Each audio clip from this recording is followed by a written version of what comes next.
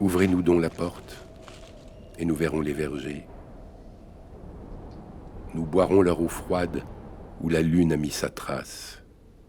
La longue route brûle, ennemie aux étrangers. Nous errons sans savoir, et ne trouvons nulle place. Nous voulons voir des fleurs. Ici, la soif est sur nous. Attendant et souffrant, nous voici devant la porte. S'il le faut, nous romprons cette porte avec nos coups. Nous pressons et poussons, mais la barrière est trop forte. Il faut languir, attendre et regarder vainement. Nous regardons la porte, elle est close, inébranlable. Nous y fixons nos yeux, nous pleurons sous le tourment. Nous la voyons toujours, le poids du temps nous accable. La porte est devant nous, que nous sert-il de vouloir? Il vaut mieux s'en aller abandonnant l'espérance. Nous n'entrerons jamais. Nous sommes là de la voir. La porte en s'ouvrant laissa passer tant de silence que ni les vergers ne sont parus, ni nulle fleur. Seul l'espace immense où sont le vide et la lumière, fut soudain présent de part en part, combla le cœur, et lava les yeux presque aveugles sous la poussière. Ouais, tu vois, Philippe, depuis, je pense, une quinzaine d'années, tous les chemins ont été balisés, etc., pour la randonnée à pied. À 200 mètres d'ici, qu'est-ce qui est indiqué? L'homme en robe, voilà, avec un H majuscule. Et ça vient forcément du titre du spectacle, puisque personne n'appelait Georges l'homme en robe avant ce spectacle. Donc voilà, tout le monde peut le rejoindre. Tous les chemins mènent à l'homme en robe.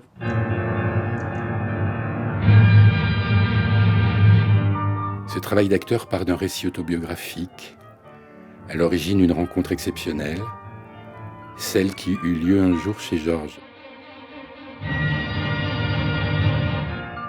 Hommes, femmes, enfants, roi pitre, tous signes rassemblés pour désigner la vie.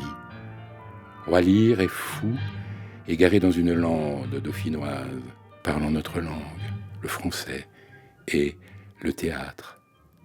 Avril 1981.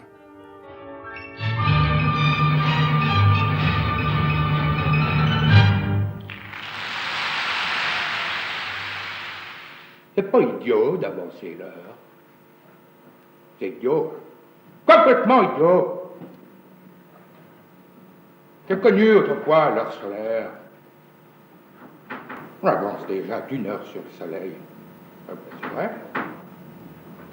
Déjà, du temps de Hitler, on disait l'heure hitlérienne. Et maintenant, ils l'ont remis.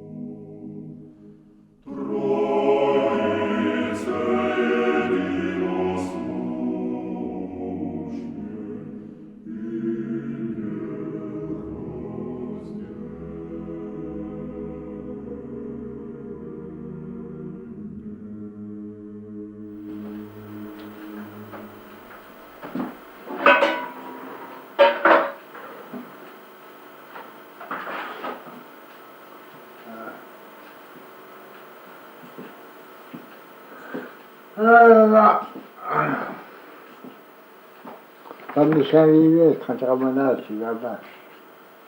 Ça fait 62 ans, je suis en 17. 1917. Tout ce qu'on peut avoir. Trépané, qui couche mon père. Les points de Lyon. Mais quand ce qui devait venir a refusé, parce que c'est une Pico qui avait 100 maladies. Mais ça qui est venu à la place, c'était sous comme un cochon. C'est faire quoi? Ma mère, après, avait envie d'attaquer, elle m'a dit, va-t-il tranquille, madame, il n'y a plus d'argent que vous. Tu vois ce que ça veut dire?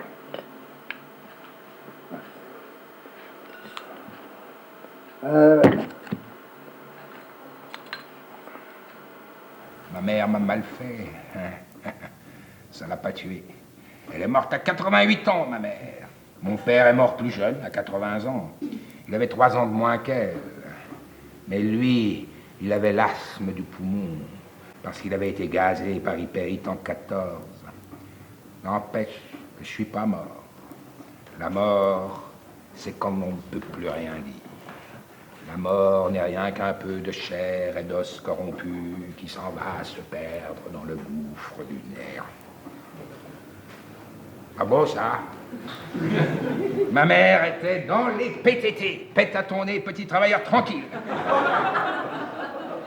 Elle travaillait près de Saint-Étienne, et puis après elle est venue à Lyon. Mon père était de Franche-Comté, de Besançon, et son père était lui-même dans les PTT.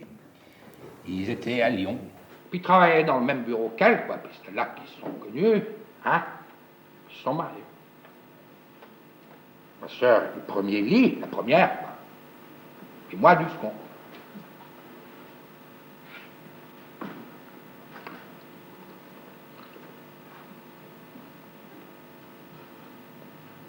Viens, ma bien-aimée, viens, ma toute belle. Ton sein est semblable à une coupe de vin aromatisé qui coule à grands flots. Ma mère Jézabel devant moi s'est montrée comme au jour de sa mort pompeusement parée. Ses malheurs n'avaient point abattu sa fierté. Même elle avait encore cet éclat emprunté dont elle eut soin de peindre et d'orner son visage pour réparer des ans l'irréparable outrage. Tu sais dans quoi c'est, ça? Le songe d'Athénée. C'est tous les cocus avaient des clochettes au cul et sur la tête, ça ferait beaucoup de bruit. Titir tout patoulay, récoubance, soupe tegminé, fagui. Tu te souviens, toi, Titir, te reposant à l'ombre d'un hêtre. C'est pas ça, hein? Bah, du colique et j'ai refait de Virgile. À ce moment-là, on apprenait que des conneries à l'école.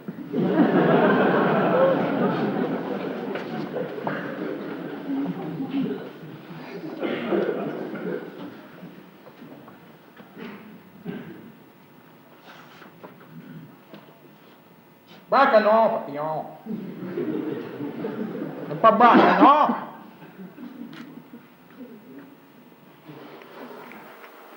Tu es marié, toi? Oui. T'as combien d'enfants? 3. Hein? 3. Oui. Et toi, tu t'es jamais marié, là? Non. Écoute, quand on est éclopé comme moi, j'étais trépané, tout ça, puis c'est mal. Logiquement, quoi, pas également, quoi. Moralement, quand on sait qu'on ne peut pas élever une famille ou pas se marier, hein, tu comprends? Tu vois ce que je veux dire? Moralement, il ne faut pas se marier. Les femmes, c'est des hommes. Il ne faut pas être français. Je me dis, emmerde. Mais toi, tu es habillé en femme. Hein? Mais toi, tu es habillé en femme. Non, oui, je bien. Et tu t'emmerdes? Non. Ah, tu là, des fois, on m'appelle mademoiselle. Il y a une fois, une femme, une infirmière, on rigolait. Elle m'appelle, elle n'a pas repris leur service, ça finit. Elle dit, viens nous voir. Tout serait groupé, c'est pas encore 2 heures, je disais. Avec une soulève mes robes par derrière, puis moi, je soulevais les chaises. Elle me dit, il ne faut pas soulever la robe des jeunes filles. Je dis, tu soulèves d'un homme. Mais nous, on peut soulever la robe de toute fille. En riant, c'est gentil, non.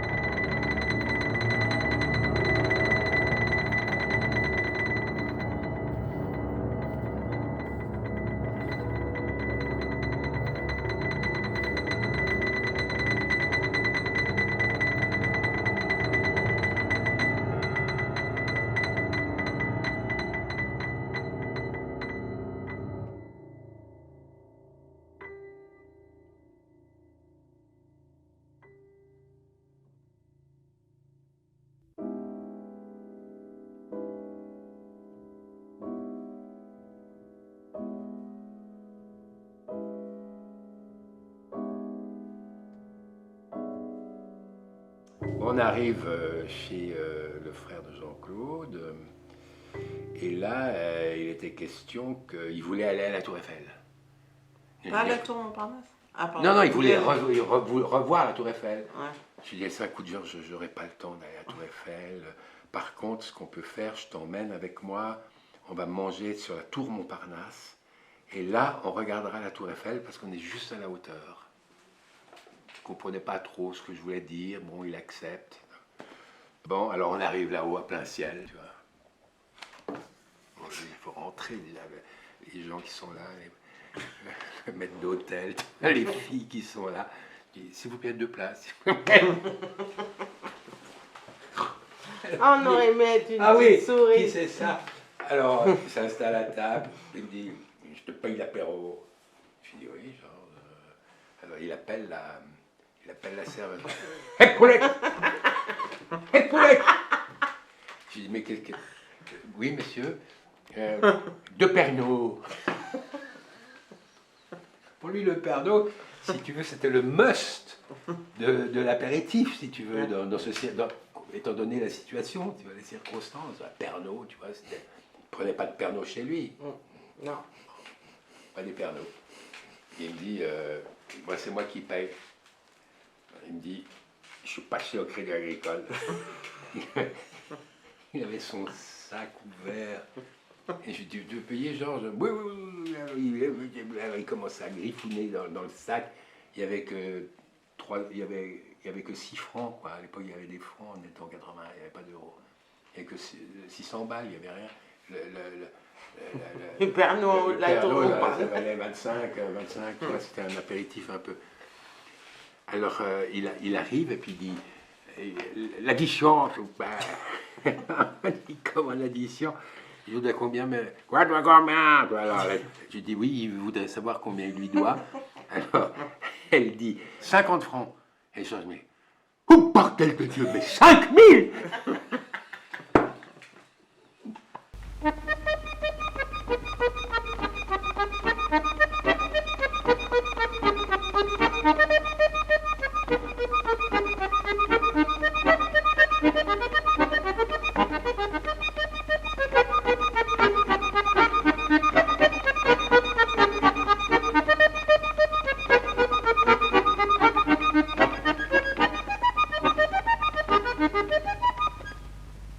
Qu'est-ce qui fait qu'on a tellement aimé Georges? Alors moi je sais pourquoi je l'ai beaucoup aimé. Je l'ai beaucoup aimé parce que c'était quelqu'un qui... C'était comme un personnage de Beckett, c'était une espèce d'être humain nu, sans la socialité, sans le vernis de la socialité, du tout. Donc il était très pudique, mais très très affectueux, en fait, il nous aimait beaucoup. Il avait une insolence incroyable vis-à-vis de toutes les formes d'autorité. Il avait des rapports un peu bruts de coffrage, mais voilà, qui étaient très bien.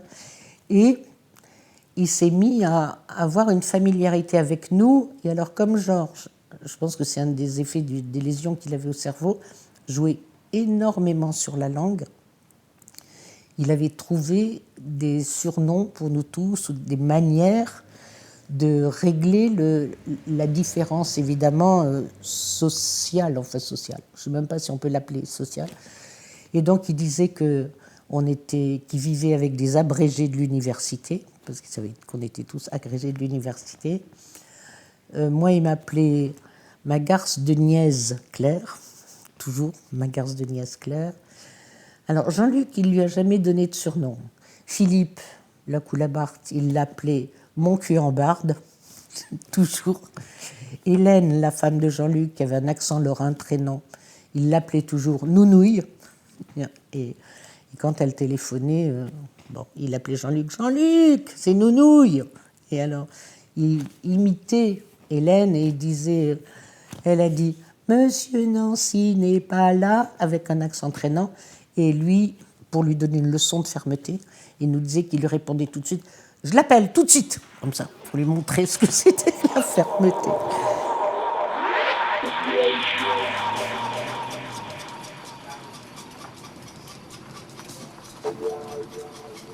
Surpris par la nuit, Georges, la voix retrouvée.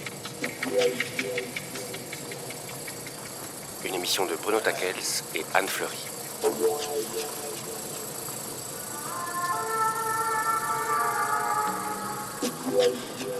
Tourne là. Qu'est-ce qu'il fait? Dans le vitre. Ça occupe, ça distrait.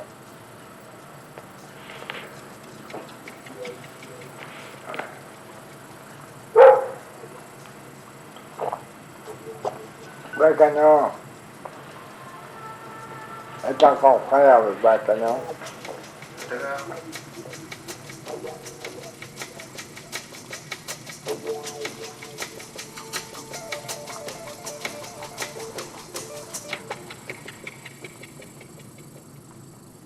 Comment parler de Georges, cet être fabuleux qui marquait tous ceux qui le croisaient? Dans l'émission d'hier, j'ai posé cette question à des hommes et à des femmes qui l'ont connu aux Ailles, le petit village du Dauphiné, où il a passé l'essentiel de sa vie, jusqu'à sa mort. Ses voisins et amis paysans racontent la vie hors norme de cet homme qui n'a jamais vraiment pu exercer les métiers de la terre, empêché par des infirmités physiques remontant à la naissance. Mais c'est le décalage psychique qui construit l'essentiel de cette figure. À la mort de la tante qui le maintenait à peu près droit, Georges s'est mis à porter ses robes.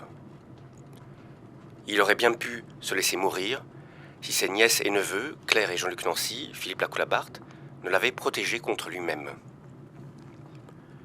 Dès ce moment, il n'a plus cessé de porter robes et bas de femme, mais dans une geste parfaitement masculine. Installé dans une dépendance de la ferme, il passait toute la belle saison à raconter des histoires de Georges, à tous ceux qui passaient par là. Des histoires inimitables, anecdotes, faits divers, souvenirs personnels, entrelardés de faits historiques très documentés qu'il connaissait par cœur à la suite d'une lecture assidue du magazine Historia. Ces histoires étaient toujours colorées par des petits commentaires tendus entre lieux communs et douloureuses vérités. Des histoires d'acteurs sur une scène dont il serait l'unique auteur. Des histoires dans lesquelles il fabriquait à mesure sa propre mythologie. Jacques Derrida, qu'est-ce que vous pensez de cette première... C'était un personnage, voilà. Alors, le mot de personnage m'intéresse ici parce que, d'une part, il est devenu comme un personnage de légende, à partir de ce qu'il avait d'énigmatique, des propos qu'on tenait à son sujet, des histoires qu'on racontait. Il est un personnage. Et puis, c'est en même temps un personnage au sens de personnage de théâtre, c'est-à-dire que non seulement il est théâtral, mais il joue un rôle. Et il sent qu'il doit se conformer à une image de lui-même qui est comme une partition, un rôle, et il s'intéresse naturellement beaucoup à son image. C'est très frappant dans les images que nous venons de voir. À plusieurs reprises, il se demande, fait la caméra, si on le verra, s'il se verra. Hein, à la fin, je me verrai, je verrai jamais comme je suis. Je verrai jamais comme je suis. Comment je suis. Comment je suis.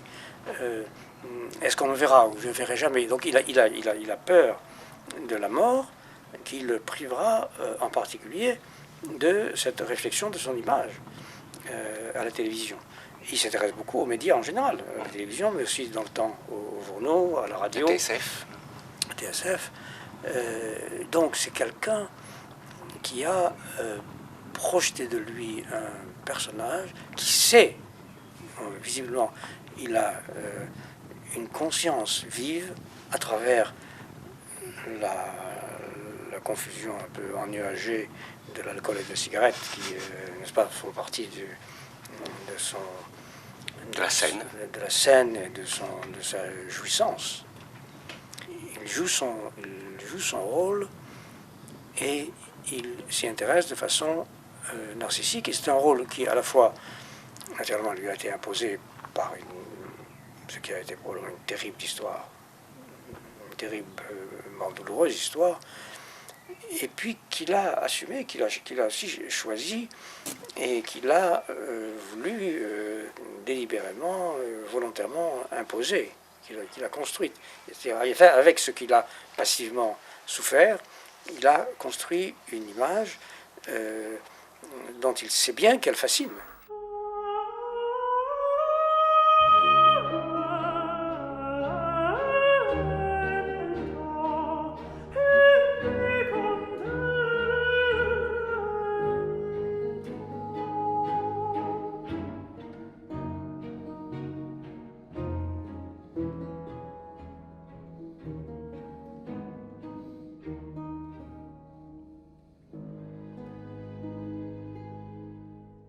Alors Georges, déjà, une chose très importante pour lui, c'est que son prénom s'écrivait sans S. Il disait toujours Georges sans S. Il précisait toujours sans S, comme Georges Sand, il ajoutait. Sauf qu'il se vantait toujours, grâce à toi, d'être inscrit à la Société des auteurs, parce que, me disait-il, je me suis crevé le cul à écrire une pièce. Georges, à sa naissance, est déclaré mort-né. Donc, pour moi, il y a cette énigme inouïe, comment, quand on est déclaré mort-né, on va vivre 73 ans. C'est très impressionnant comme destin. Le fait qu'il ait été déclaré mort-né avait sûrement dû lui conférer ce détachement, cette grande sagesse, ce retrait, presque une espèce de distanciation brechtienne. Mais il aimait bien savourer les plaisirs de la vie, de l'existence. Il avait quelque chose de poétique, de contemplatif, de méditatif même, on pourrait dire. Il pouvait passer ses journées, mais strictement à ne rien faire du tout. Il est une figure de la dépossession totale. Pour moi, Georges est un dépossédé. Le jour de son inhumation, au moment où on a descendu son cercueil en terre, j'ai jeté un paquet de gauloises sur le cercueil parce que je ne pouvais pas imaginer qu'il parte sans ces gauloises. Ça me faisait trop de peine, trop mal au cœur. Et bon, voilà, pour moi, il était résumé dans le paquet de gauloises que je lui ai envoyé, je ne sais pas où, dans l'au-delà. Il était très catholique et surtout très papiste, ce qui fait qu'à l'époque, il y avait encore des témoins de Jéhovah qui passaient, des sinistres qui arrivaient avec leurs mallettes. Ils les frappaient chez Georges pour vendre ou je sais pas quoi, enfin, pour leur baratin. Et Georges disait « Foutez-moi le camp, je suis papiste !» Foutez-moi le camp, je suis papiste. J'adorais.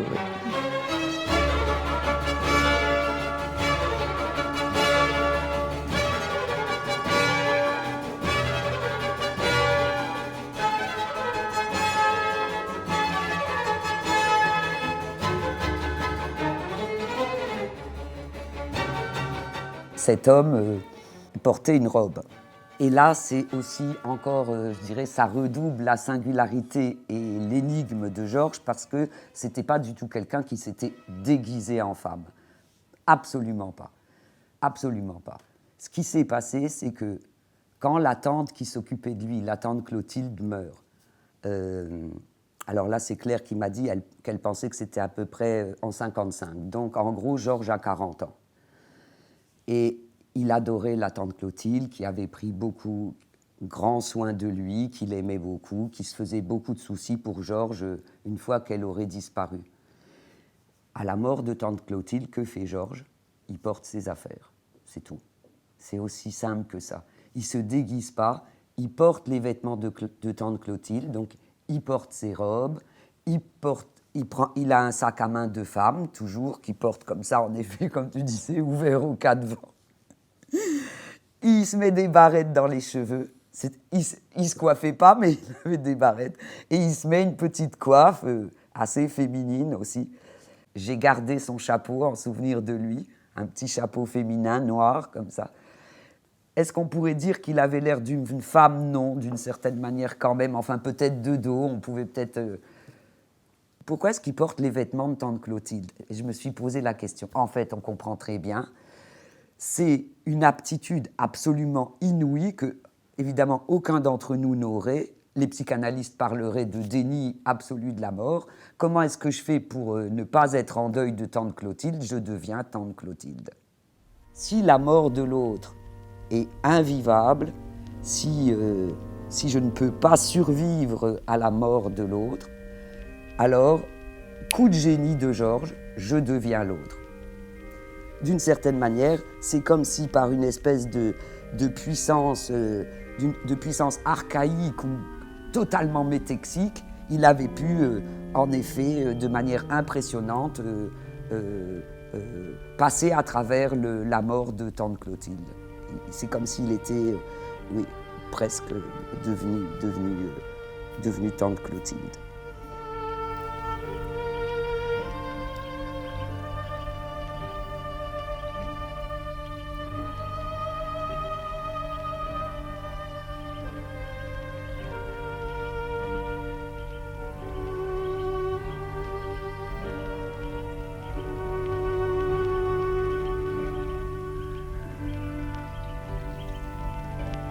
La première bobine, tu vois, et à l'époque, j'avais pas de machine à écrire. Transcription, bande Georges, l'homme en femme. Bande numéro 1, premier jour. Georges. C'est vieux, ça. Bois un canon, citoyen con. Non? Bordel de merde, de garce de putain de merde. Alors, ça va? À la tienne, Étienne. À la tienne, mon vieux. T'as des grands cheveux. Alors, il parle au technicien. Mais moi, je les ai bientôt aussi grands que les tiens. Ah. Alors moi, Philippe, il a des cheveux aussi grands qu'une femme, lui, Georges. Et moi, et puis après, maintenant, c'est la mode. La mode. Attends, j'y arriverai pas. La mode est un éternel recommencement. Attends, je dis ce qu'il dit, hein. Tiens, tu sais ce que c'est qu'un diamètre? Quel diamètre que t'as et que tu peux pas mesurer? C'est le diamètre du trou du cul. Rire. Mesure-le. Je te tutoie. Moi, j'aime pas le vouvoiement. Tu connais mes contes de neveux, mes garces de nièce. Tu connais pas ma garce de nièce Claire. Pourtant, c'est elle qui t'a envoyé, non? Tu te rends compte ce qu'il dit, le premier jour? On est dans les 15 minutes. Ouais. Pourtant, c'est elle qui t'a envoyé, non, Philippe? Non, pas elle, moi. C'est une garce, hein. Ah, c'est une garce de niaise, hein. Ha, une garce de niaise, hein. Niaise, hein. Ah oui, il faut s'en voir dans cette garce de vie. Je m'en suis bien vu. J'ai été opéré 2 fois, j'étais interné 2 fois, Saint-Robert, Saint-Égrève. On était très bien, hein. J'ai été 3-4 fois en clinique, hein, 2 fois, une fois au Perron, une fois à la côte, mon vieux, mais malgré ça, on était heureux, quoi, comme des poissons dans l'eau. Il faut prendre son sort comme il est, hein. Je me plains pas, moi. Il y avait 3 étages à Saint-Égrève. Il y avait le rez-de-chaussée, ceux qui étaient complètement babales. Il y avait un parc, mais ils étaient fermés. Le premier, ceux qui étaient moins, et puis le second. Alors, on faisait ce qu'on voulait. Hein. Et puis, il y avait en plus les sous-sols, mais ceux-là, on ne les voyait pas. Ceux qui avaient la camisole de force. Ah, oh, ils ne la gardent plus, mais ils ne les gardent plus maintenant. On rigolait. Quand ils voyaient une femme, hein, Robert, il voulait téter. Claire, moi aussi, il aurait voulu me téter. Mais je lui ai dit, j'ai rien. T'as jamais vu un homme en robe? Tu m'as vu, hein? Un mode Jacques Esterel. J'ai vu, là, ça à la télévision. Dis, vois-tu, ben, y a une chanson qui est idiote, que t'as appris étant jeune. Laquelle? Tu l'as appris à 5-6 ans. Tout le monde l'a appris. C'est le bon roi d'Agobert qui mettait sa culotte à l'envers. Tu l'as pas entendu chanter, ça? Qu'est-ce qu'il y a d'idiot dans cette chanson? Qui mettait sa culotte à l'envers? Putain, le roi d'Agobert, il n'y avait pas de culotte déjà. Oui, les hommes ont porté des culottes. Je lisais Historia autrefois, mais maintenant, malheureusement, je ne peux plus lire. C'est très loin avant. Ben, même Louis XIV n'avait pas de culotte. Oui, Louis XI n'avait pas de culotte. Le roi d'Agobert n'avait pas de culotte. Alors, pourquoi il mettait sa culotte à l'envers du moment qu'il n'en avait point? Et alors toi, tu es tombé sur Georges. C'est vrai que c'est formidable. C'est vrai que c'est un type quand même hors du commun. Il y en a des Georges, entre guillemets, parce que t'en as dans des institutions, des types... Bon, mais maintenant, ils rentrent dans des cases.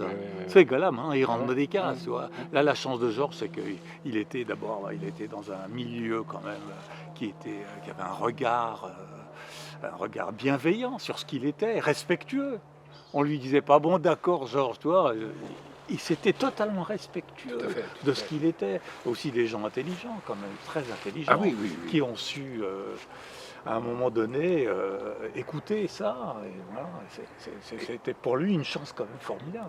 Une chance. Parce que, bon, j'en vois des gens des fois, je me dis, tiens, lui, il a une vision du monde totalement personnelle, pas du tout normalisée, singulière, iconoclaste.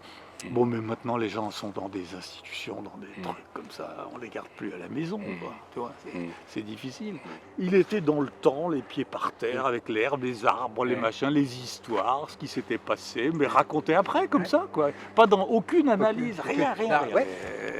Il y avait une souffrance, il y avait il y avait de ça quand même. Ça paraissait un peu subliminalement comme un filigrane, mais ça existait. C'était installé, tu veux dire. C'était sa personnalité. Il respirait comme ça, ce trouble, cette difficulté à vivre, parce que ce gars-là, mais comme beaucoup d'autres dans sa situation, ils savent où ils en sont. Il savait où il en était. Il ne pouvait pas l'analyser, il ne pouvait peut-être pas anticiper comment ça allait évoluer, mais il voyait bien qu'il n'était pas comme les autres. Il savait bien qu'il y avait un écart. Et donc, ça faut. Après, tu t'étonnes qu'il fasse des séjours à l'hôpital. C'est dur à vivre quand même, tu vois. C'est difficile. Donc, et là, il avait de la chance encore d'être dans un milieu où il n'était pas ostracisé, où tout était admis. Mais en général, ça, le plus souvent, c'est ostracisé. On jette des pierres. C'était ça, on jetait des pierres à l'idiot du village. Et puis voilà, c'était pas plus compliqué que ça. Maintenant, la vie elle-même, le quotidien, tu vois, ça, la nature, qu'est-ce que tu veux, c'est quand même formidable. Donc ça, c'est super. Bon, mais je travaille avec le développement de je parle pas de Quelqu'un qui se met une robe, maintenant, c'est pas un signe pathologique. Alors là, c'est même... voilà. Mais les hommes avec des robes actuellement, c'était presque un cliché au théâtre. Enfin, moi qui vais beaucoup à l'opéra, il n'y a pas une mise en scène d'opéra sans qu'il y ait un homme en robe. C'est devient le cliché de l'époque, mais qui n'est pas dans... Justement, c'est pas des hommes qui veulent être des femmes, ni des femmes des hommes. C'est-à-dire que l'aspect contemporain, où c'est du non-genre, est en train de l'emporter. Mais ce qui est intéressant, moi, chez Georges, c'est qu'il ressemble à une femme. C'est-à-dire que il y a des photos où on voit même plus que c'est un homme. C'est-à-dire que, mais il n'a pas l'air de se poser la question. Enfin, c'est pas du tout son problème. Et c'est ça qui est complètement énigmatique et hyper intéressant. Mais c'est vrai que ce matin, on évoquait, par exemple, des personnages comme Artaud, qui effectivement avait ce côté implacateur et qui utilisait la langue comme appui. Sauf que Artaud, il était aussi acteur. Et d'une certaine manière, j'ai envie de dire que Georges, lui, il fallait qu'il trouve son acteur quand même. Il avait créé un personnage, mais il n'avait pas l'acteur. Et que Artaud, d'une certaine manière, il avait les deux, ce qui lui permettait de s'en sortir et d'avoir quelque... Enfin, en plus, il écrivait, enfin bon. Mais je pense qu'il devait manquer à Georges son acteur. Et finalement, peut-être que c'est aussi ça que tu as peut-être fait. C'est-à-dire que tu lui as donné cette partie-là qu'il n'avait pas et qui finalement, ça a marché. Enfin, je veux dire, il a accepté. Parce que c'est quand même pas rien d'accepter. Et tu me disais, je crois en plus qu'il a même touché les droits d'auteur. Enfin, je veux dire, c'est ce qui est incroyable. Enfin, je veux dire, il a quand même touché les droits d'auteur sur son personnage. Ce qui en soi, et je pense symboliquement, au niveau du symbolique, est quand même essentiel. Georges, actuellement, peut-être qu'on serait choqué que tu aies envie de faire une pièce, mais on dirait, par contre, il faut que lui fasse une pièce, il faut qu'il intègre une troupe de théâtre pour montrer ce que c'est qu'aussi son théâtre à lui. C'est-à-dire je pense que dans l'époque actuelle, ce serait plutôt toi qui devrais le prendre dans ta troupe de théâtre pour effectivement l'inclure, déjà l'inclusion, et aussi qui vous montre, qui mettent à profit ce que la maladie, voilà, la maladie, dans le cas de Georges, on ne peut peut-être pas parler de maladie, mais que sa singularité un peu folle ou hors du monde lui a appris. Et peut-être que ça choquerait que tu prennes son propre discours pour en faire quelque chose. J'en sais rien, mais peut-être que ça irait peut-être moins de soi qu'à une certaine époque, ça.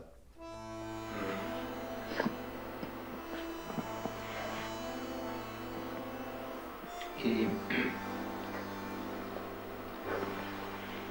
ça, c'est une télé. Ça, c'est un film qu'on va pouvoir regarder sur la télévision. Ah ouais. Mais on n'a pas l'appareil, il faut le monter. Mais moi, je ne l'ai jamais. Si, on l'amènera ici. Ah ouais. On pourra inviter Papillon. Ah oui, Papillon. Je crois qu'il vient, ce Papillon. De Saint-Stéphane. Non.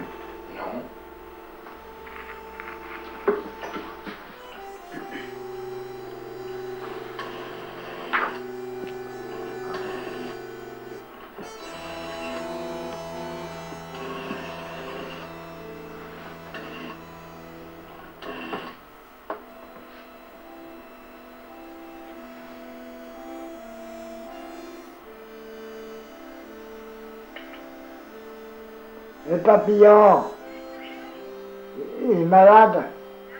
Il est malade. Fatigué du cerveau. Il a pris la cuite.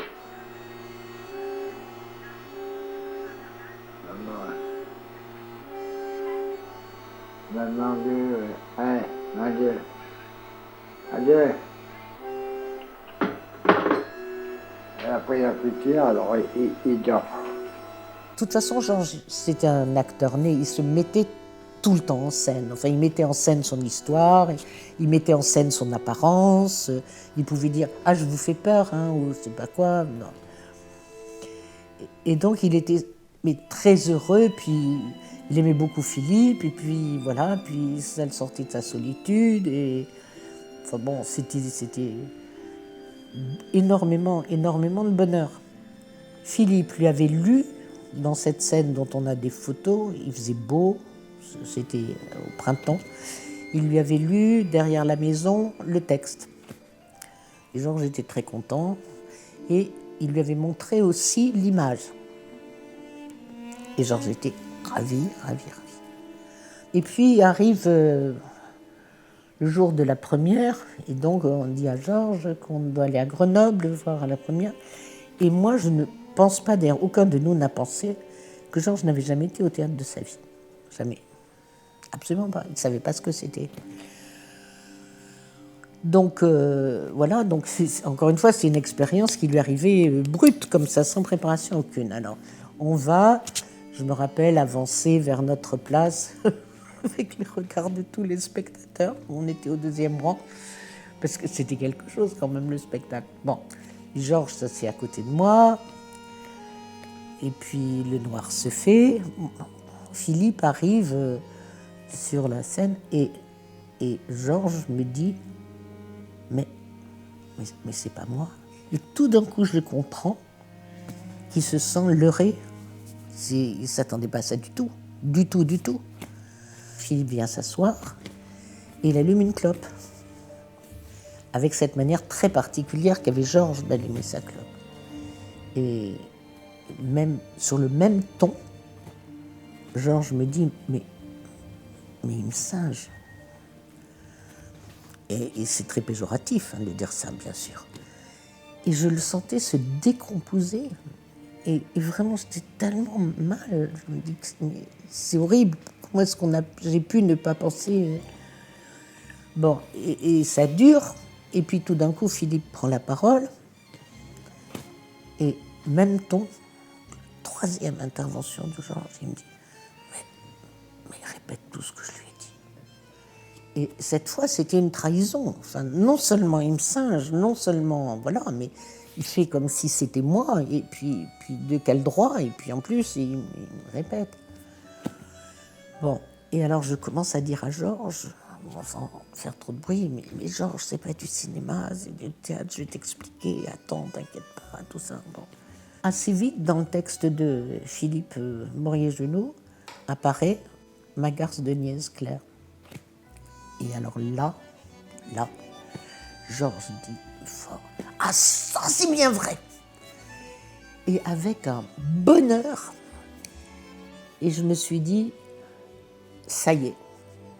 Enfin, c'est moi qui me suis dit ça, qui me suis dit, mais voilà, c'est l'essence du théâtre. C'est-à-dire qu'il comprend que le théâtre, c'est d'adresser la parole, et que sa parole, tout d'un coup, elle était adressée à des gens, au lieu d'être son marmonnement habituel, et voilà, et que tout d'un coup, elle était prise au sérieux, elle lui était enlevée, mais pour être publiée, enfin pour être... Et à partir de là, c'était la jubilation, la jubilation.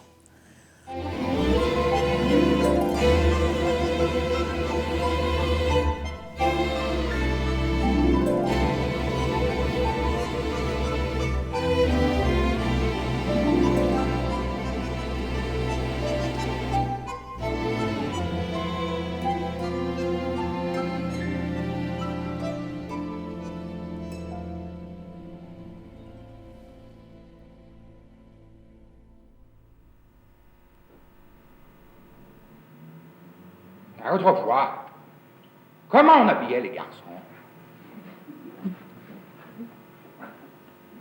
Ben moi, je me souviens, j'étais à Saint-Étienne-de-Saint-Loire, au début que j'allais à l'école, j'étais en robe, ouais, j'étais en robe. Et une fois, c'était quand j'étais déjà grand, quand j'avais 8-9 ans,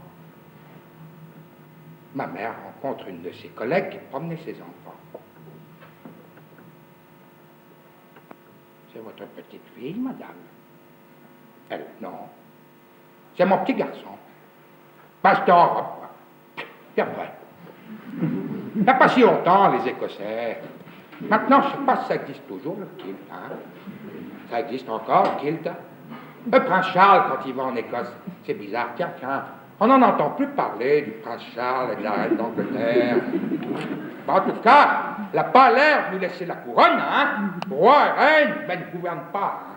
La reine n'a aucun pouvoir. Ça, c'est comme autrefois, tiens. La première fois que je l'ai vu, c'est en montant chez lui, là où il habitait, seul, dans la maison que nous occupons maintenant. On a ouvert la porte du chemin, et alors j'ai vu à ce moment-là qu'il y avait au bord de la maison un petit chemin de terre en piétiné, en crotté. De l'autre côté du chemin, il y avait les deux boucs. Puis ensuite, on est entré dans cette pièce unique, parce qu'on ne pouvait pas entrer dans toute la maison, où il vivait, dans une crasse extraordinaire, une puanteur incroyable. Le sol était couvert de terre. Il y avait un méchant lit dans un coin, il faisait froid, c'était humide, ça sentait le tabac, le vin rouge, les défections animales, mettons. Et il y avait ce personnage tout à fait stupéfiant, lui-même à cette époque-là, très sale. Ah oui, laissé à l'abandon, et pour un petit bourgeois comme moi, en vacances, un peu repoussant, je dois le dire.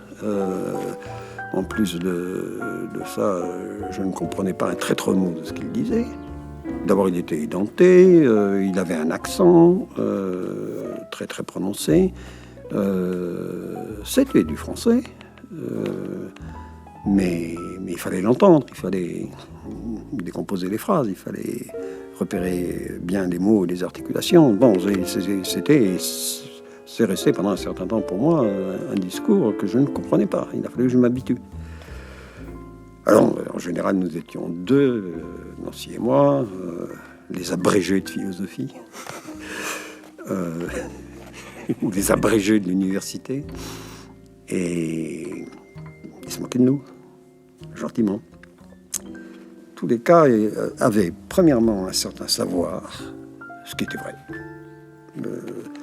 Il avait été éduqué chez les pères, il avait appris du latin, il en savait encore, il avait des souvenirs de littérature française, il pouvait réciter des vers classiques de Racine. L'histoire. Et il avait un savoir historique très important qu'il continuait à entretenir. Il lisait Historia, il s'intéressait à certaines périodes de manière privilégiée, et en particulier, mais pas seulement, mais en particulier toute la période des années 1930-1940, c'est-à-dire tout ce qui tournait autour de la guerre, de l'occupation, du régime de Vichy, il est de 1936, il était une famille pétainiste, il revendiquait ça, il faisait la provocation parce qu'il savait que nous étions de gauche. Il arrivait en nous chantant Maréchal, nous voilà. Avec ma première épouse, il y a eu des moments de tension comme ça qu'il a regretté immédiatement. Il était très bon. Alors il avait dit tout d'un coup un jour, nous on n'aime pas les juifs, ou les juifs tous pourris. Et alors je me souviens que Claire lui a dit, écoute, je te signale que Francine, donc elle s'appelait Francine, est juive, que le petit Emmanuel que tu aimes tant, il est juif lui aussi, et que tout de même tu pourrais te surveiller ton langage. Enfin, bon, et puis avec ton pétainisme, ça suffit, enfin, tu pourrais évoluer. Alors, il est devenu tout triste. Il a dit, mais je n'ai pas voulu faire de mal à mon petit Emmanuel. Et il n'a pas recommencé. Avec nous, oui. Je veux dire, avec Jean-Luc et moi, il recommençait assez régulièrement, je veux dire, ou avec Claire, ces provocations pétainistes, mais dès qu'il y avait quelqu'un d'autre, il se méfiait. Ce n'est pas la peine de faire du mal aux autres. Bon, il y avait quelque chose de bienveillant. Lyon, c'est très des beaux, Lyon. Lyon, c'est Lyon. Car Paris, c'était en 37, 39. Bon, on est allé au congrès des jeunesses agricoles catholiques. Bon. On le jouait dans le 18e arrondissement. Puis on sortait le soir. C'était pas mal. Il y avait eu des veillées de prière à Notre-Dame de Paris. Bah, ça, c'est intelligent, quoi. Bon. Il y avait eu des évocations théâtrales par des bergers landais. Ça montait sur des échasses. Puis je dormais. Puis j'étais un prêtre à côté de moi qui me dit, écoute, faudrait te réveiller, voilà le salut. Il faut te réveiller. J'étais crevé, quoi. Ça avait été squintant, c'est bien. Bon, allez dans la piole. Moi, je me trompe de piole. J'étais dans la piole, la patronne. Moi, pas bon gueule. Puis j'étais un petit hôtel meublé, quoi, dans le 18e, hein. Puis la patronne. T'es grosse, comme ça.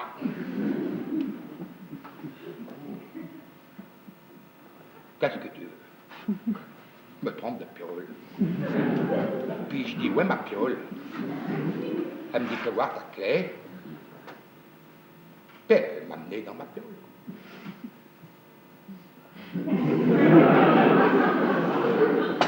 Paris. C'est à voir, Paris, hein? Tu as bu ce verre de vin, je te vois boire. Je vois que ce jour-là, tu as bu ce verre. Dans les reflets du verre, au-dessus du vin, je vois le temps de ce jour qui passe, qui s'écoule immobile. Je te vois boire. Façon de parler qui dit que je vois la durée, la coulée du temps ce jour-là. Toi, tu ne vois rien, tu bois. La photo me montre combien tu es exact. Tu regardes exactement l'objectif, tu sais exactement de quoi il s'agit, de ton image. Et cela t'amuse et te flatte à la fois. C'est comme si la réalité de ton regard sur ta propre image à venir, mais aussi sur moi qui prends la photo, formait la surface même, étalée, brillante et nette de la photo. Quand tu es fatigué, tu laisses tomber tes yeux, tu te laisses tomber, tu t'affales sur la table pour dormir. Il y en a eu trop depuis toujours, trop de misère, comme on dit, trop de douleur et trop de peine dans ta vie. Tu chantais, les douleurs sont des folles et ceux qui les écoutent sont encore plus fous. Toi, tu ne les écoutais pas, ça se voit sur la photo. Les douleurs, les misères, les peines, ça me rappelle autre chose de Georges beaucoup plus jeune que j'ai connu au début, qui était très malheureux. Et je me rappelle bien que je crois que la première fois où j'ai vu Georges à la table de ses parents, j'ai eu comme la vision d'un Christ souffrant. Pas d'un Christ en croix, mais d'un Ecce Homo, quelque chose comme ça. Et mon trou du cul de neveu, Nancy. Agrégé. Abrégé du chapeau, oui. Tu sais pourquoi il l'appelle Nancy? Bah, c'est un enfant qui a été trouvé à Nancy, par ses aïeux. Tu sais, un enfant de 3 ans, comment tu t'appelles? Il n'a jamais pu dire son nom. Bon, on l'a appelé Nancy. Oui, Nancy est restée.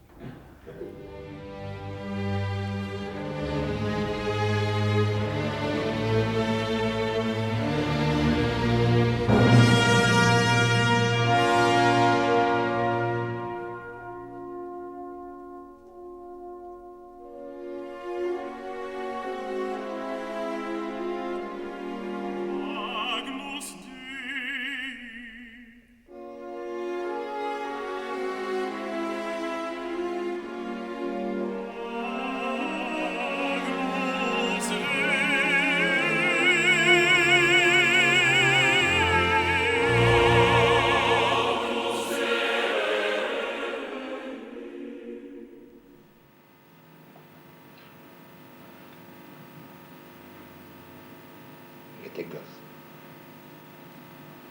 Et j'étais à l'école à Saint-Étienne-de-Saint-Loire. Et il y avait un gosse qui m'avait mis de la poussière dans l'œil. Il avait pris, je sais pas quoi, une machine, chaque d'un coup dans l'œil, il n'y a plus rien. Ouais.